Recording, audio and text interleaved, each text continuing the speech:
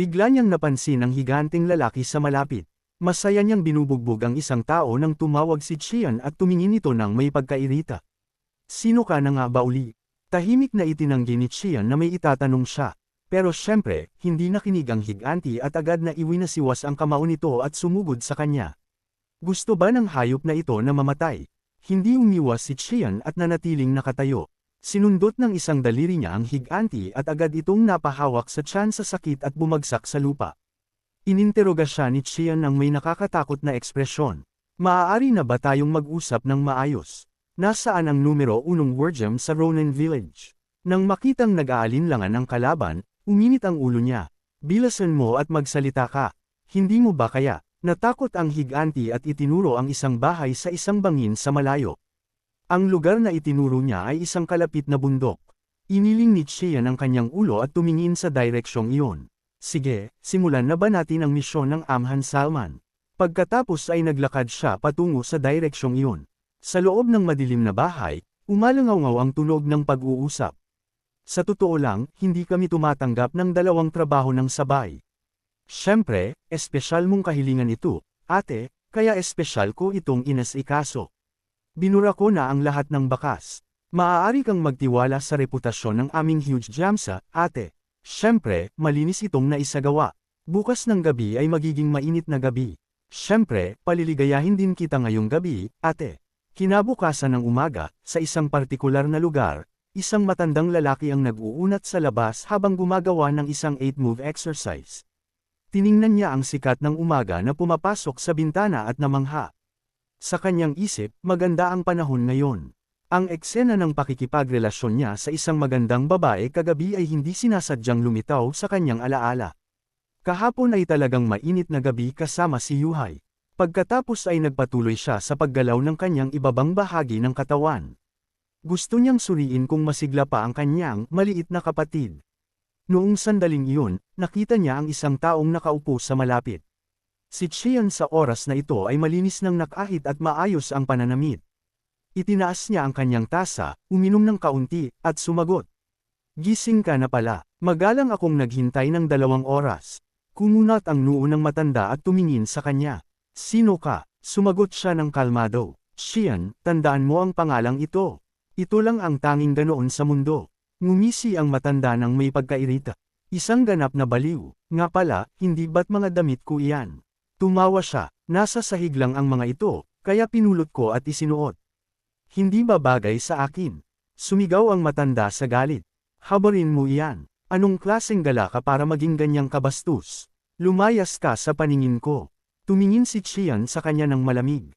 Hindi ko alam kung gala ako noon, pero ngayon, isa na akong asasin. Pagkarinig niyon, naging tensyado ang matanda at pinagpawisan ng malalamig. Kaya, anong gagawin mo sa akin? Nagbuntong hininga siya at may kinuha. Hindi ako naririto para patayin ka. Pumarito ako para maghanap ng taong papatayin. Intense. Pumasok ka sa bahay ko para kumuha ng trabaho. Baliw ang lalaking ito. Kung bibigyan ko siya ng trabahong tulad nito, lahat ng mga siga sa wasak na nayong ito ay hahanapin ako. Kailangan kong ipakita sa batang ito ang dignidad ng hapjamsa at ituwid ang disiplina. Nang makitang nakatayo lang siyang tulala, nagtanong siya, anong binabalak mo sa ganyang nakakatakot na ekspresyon? Kung hindi mo ako bibigyan ng trabahong sulit pag-isipan, patay ka. Natakot ang matanda pero sinubukan ang lahat para magpakitang gilas at sumigaw. Hoy, pumasok ka nang walang pahintulot sa bahay ng may bahay. Bago pa niya matapos ang kanyang pangungusap, sinampal na siya sa mukha. Hindi ito tumigil doon. Patuloy niyang sinampal ang mukha nito. Pagkatapos lamang bugbugin hanggang sa ang kanyang mukha ay kahabag-habag ng naiupi, sa wakas ay sumuko ang matanda at nagmakaawa para sa kapatawaran. Parang awa mo na, huwag mo akong patayin. May trabaho ako para sa iyo. Pagkatapos ay naglabas siya ng isang scroll. Ang misyong ito ay nagkakahalaga ng 10 taels ng ginto.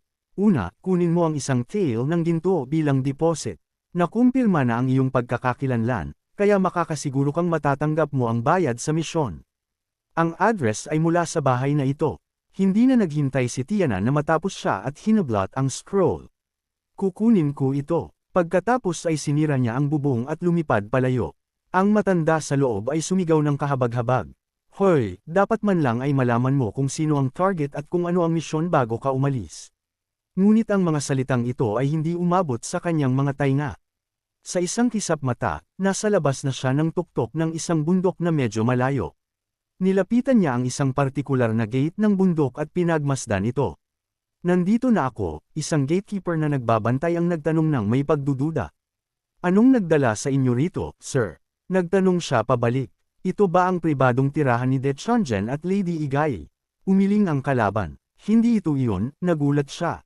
Hindi ito iyon. Nagpaliwanag ang gatekeeper. Sa madaling salita, ito ang pasukan patungo sa bahay. Nagulat siya. Ganoon kalaki ang bahay. Anyway, kung dadaan ako sa gate na ito, makakapasok ako sa bahay, di ba?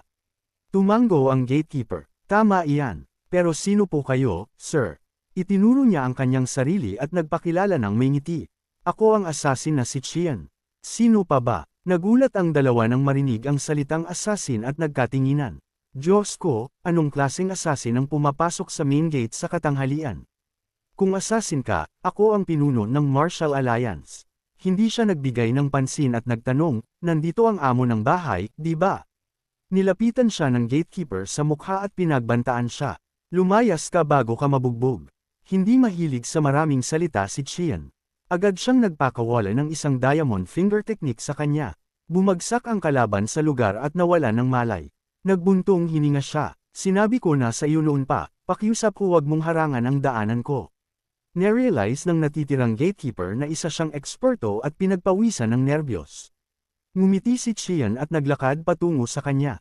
Pagkakita niyon, iwinasiwas nito ang pamalo nito at umatake, ngunit nalampasan siya ni Qian na parang isang mabilis na kidlat na hangin.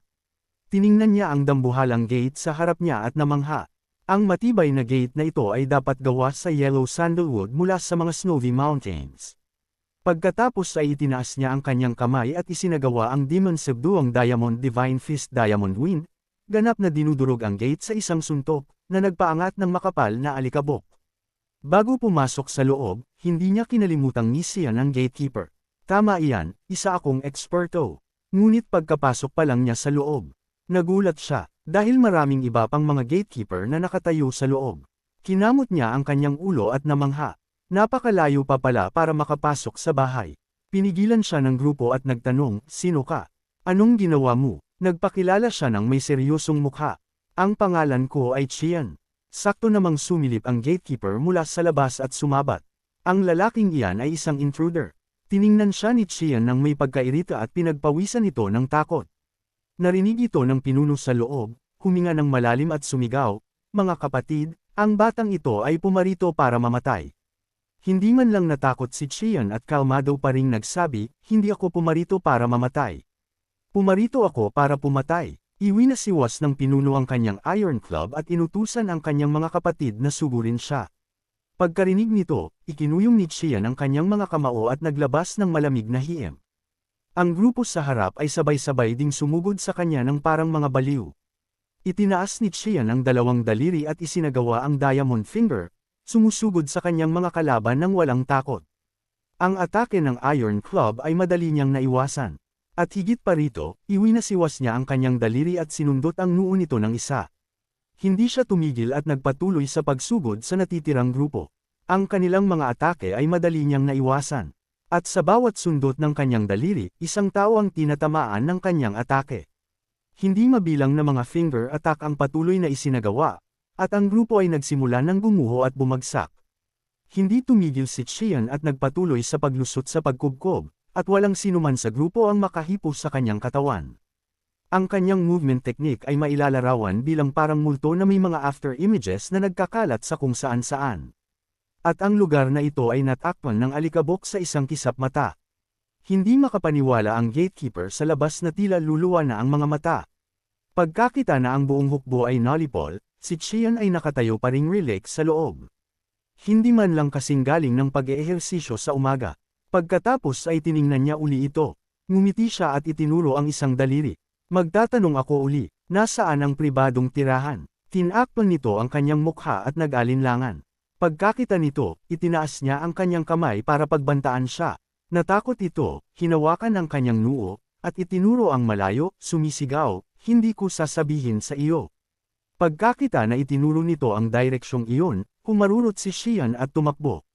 Ang batang lalaki ay nakatayo doon na nakasingkit ang mga mata habang sinusundan ng papalayong figure nito lampas sa main gate sa ibabaw ng Mount Sako. At sa isa pang oras na paglalakbay, makikita mo ang Yanzhou. Matapos kumilos ng sandali, natauhan si Xian. Naintindihan ko. Tumayo siya doon, ipinikit ang kanyang mga mata, at pinakinggan ang mga bumubulong na tunog na nanggagaling sa lahat ng direksyon. Ang mga gwardyang iyon sa isang sandali. Napakaraming bahay. Nasaan ito? Kapitan ng gwardya. May intruder na lumitaw. Hoy, lumabas kahapon ang bagong Hugo Review. Nakita mo ba? Kung hindi pa, panoorin mo at ilike mo. Maya-maya, tumingin siya sa isang gusali. Iyon ba ang bahay? Nilapitan niya ang labas at hindi niya napigil ang mabigla. Diyos ko, napakalaki ng pinto. Mabilis siyang lumapit, itinulak ang pinto, at nagtanong, may tao ba rito? Sa sandaling buksan niya ang pinto, nagulat siya. Hindi maaari. Sa loob, ang mga babaeng nakasuot ng mga mapangahas na damit ay nakatayo habang may hawak na mga pamalo. Sino ka? Agad niyang iniyuko ang kanyang ulo sa kanila bilang pagbati. Hello, pumarito ako para sa negosyo. Naguluhan ng grupo. Anong negosyo? Itinaas niya ang parehong kamay at ngumiti. Kung ganoon, pakiusap, matulog muna kayo. Nang sandali, pagkatapos niyang magsalita, agad niyang isinagawa ang diamond finger. Ang kahabag-habag na sigaw ng mga babae ay agad na umalangaw-ngaw, at sa isang kisap mata, lahat sila ay nawala ng malay at bumagsak sa sahig, walang pakialam kung anuman ang gawin ng sinuman. Pagkatapos ay pumasok sa loob si Xian at nakatagpo ang dalawa pang tao. Gaya ng dati, nagtanong sila kung sino siya, at masaya siyang nagpakilala. Nang tanungin nila kung anong pinunta niya, tapat din siyang sumagot na pumarito siya para pumatay ng tao. Nataranta ang babae. Wala bang tao sa labas? Iwinasiwas niya ang kanyang kamay. Wala na. Tayong tatlo na lang ang nandito ngayon. Kaya, tapusin na ba natin ito? Pero teka, sino ang nagutos? At sino ang target? Sa harap ng mga hindi makapaniwalang ekspresyon ng dalawa, nakatayo lang siya doon habang kinakamot ang kanyang mukha at nawala sa pag-iisip. Maya-maya, muli niyang inilabas ang papel ng misyon para tingnan ito. Hindi ba nakasulat sa papel na ito? Nakita ito ng babae at umangat ang mga sulok ng kanyang labi. Itinuro niya ang taong nasa tapat niya. Anong hinihintay mo? Bilasan mo at patayin ang lalaking iyan. Ako ang nagutos. Noong tila susunod na siya, itinuro ng kalbong lalaki ang kabaligtarang direksyon. Hindi, huwag kang makinig sa babaeng iyan. Ako ang nagutos. Pagkarinig nito, ibinaling niya ang kanyang tingin sa babae. Natarante ito at sumigaw, ikaw, isang lalaking karapat-dapat mamatay na mukhang bulok na pipino. Bumalik ka sa iyong 5 courtesan at gawin silang mga concubines mo. Sa tingin mo ba hahayaan kung mabuhay ang isang tulad mo? Karapat-dapat kang mamatay ngayon din. Iyon ang dahilan kung bakit ako kumuha ng papatay sa iyo. Hindi siya nagpadaig kahit kaunti at sumigaw, ikaw na babae ka, tapos ka na ba sa pagsasalita, ikaw na mababang nilalang. Pagkatapos magpakasal sa pamilyang ito, hindi ba ginamit mo ang kapangyarihan ng kapatid mo para abusuhin ako araw-araw? 3 tadyang ko ang binali mo. Ang 2 braso ko ay nabali at ang kanan kong binti ay naging inutil. At nakikita mo ba ito? Wala na. Ang harap kong ngipin ay wala na. At sinong lalaki ang mananatiling tahimik matapos dumanas ng ganyang kahihiyan? Dahil hindi ko matagalan ang kahihiyang ito kaya ako kumuha ng assassin. Alam mo ba kung gaano kalaki sa yaman ko ang kinuha ng mga kapatid at magulang ng babaeng iyan sa pamamagitan ng lahat ng uri ng pagbabanta at pangangikil? Hindi mo alam. Iyon ang dahilan kung bakit ang paggastos ng pera para kumuha ng assassin para asikasuhin ang babaeng iyan ay mas matipid kaysa sa bugbugin at pagnakawan ng ganito. Pagkarinig nito, nawalan na naman si Xian sa kanyang pag-iisip. Imposibleng malaman kung ano ang iniisip niya. Pagkakita rito, nagpatuloy siya sa pagmamanipula sa kanya sa aspetong psikolohikal. Sir, pakiusap asikasuhin mo na ang babaeng ito ng mabilis. Kung papatayin mo ang babaeng ito sa harap ng mga mata ko ngayon din, babayaran kita ng doble. Nagalit ito nang marinig iyon. Ikaw na ulo pugita, akala mo ba pwede mo na akong maliitin dahil lang may pera ka? May kasabihan na ang babae ay sumusunod sa kanyang asawa kapag nagpakasal siya. Pero walang babaeng makakabuhay pagkatapos marinig ang iyong mga mapanlinlang na salita. Sabi niya nang may malamig na, ikaw na mababang nilalang. So, nakipaglandian ka ba sa gwardya? Pagkarinig nito, tumingin sa kanya si Qian nang may pagkagulat. Walang masabi ang babae at nagngit-ngit ang mga ngipin habang nagbibilang siya sa kanyang mga daliri at nagsabi, ano pa ba ang meron? Nakipaglandian ka sa utusan, at nakipaglandian ka sa isang lalaking kakakilala mo lang sa kalsada. Habang lalong nakikinig si Qian, lalo siyang nagugulat at hindi makapaniwala.